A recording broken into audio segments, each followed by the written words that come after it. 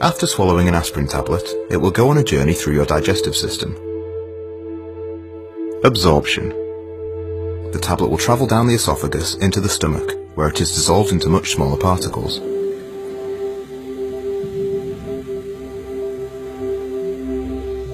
These particles will continue their journey into the small intestine, where most of them will be absorbed into the blood.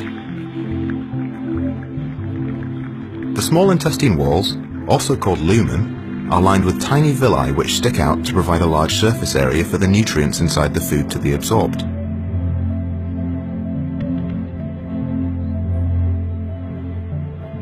Looking closer at these villi, you can see they have a rich blood supply and they are covered in a thin layer of epithelial cells. The aspirin molecules will work their way through the epithelial cells and into the bloodstream, where they are carried around the body. Distribution. Blood plasma contains complex molecules called albumin. Albumin is a protein made by the liver which transports nutrients around the body. Albumin also binds to drugs that enter the bloodstream. Here you can see some of the aspirin molecules binding to the albumin. All the aspirin particles that have been bound will be filtered out as they pass through the liver, and only the remaining aspirin molecules will get through and have any effect on the body. Different drugs will bind to albumin in different amounts depending on their affinity for plasma protein.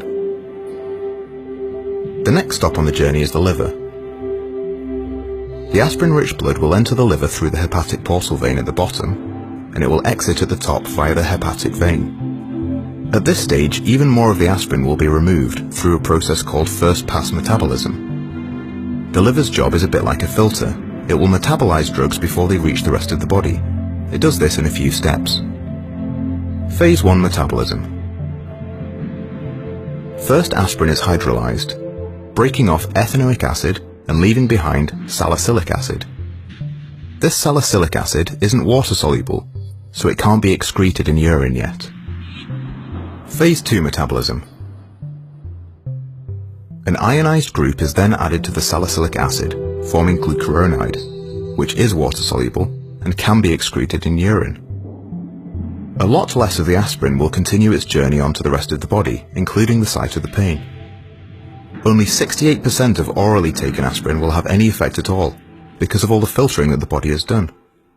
This percentage is called the drug's oral bioavailability.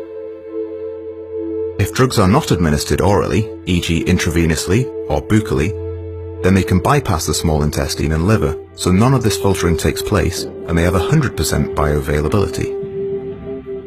We are now at the site of some skin tissue damage. Tissues in the skin are creating prostaglandins, which are causing inflammation. The prostaglandins are sending messages to the nerves in the skin responsible for the sensation of pain. Once the aspirin arrives in the blood supply at the site, it prevents the production of prostaglandins in the tissue, which will reduce the swelling and stop the messages being sent to the nerves that are perceived as pain. Excretion. Any remaining aspirin in the blood will go round and round the blood supply, going back through the liver several times until it is all used up or filtered out of the body. It travels into the kidneys and then into the bladder for excretion.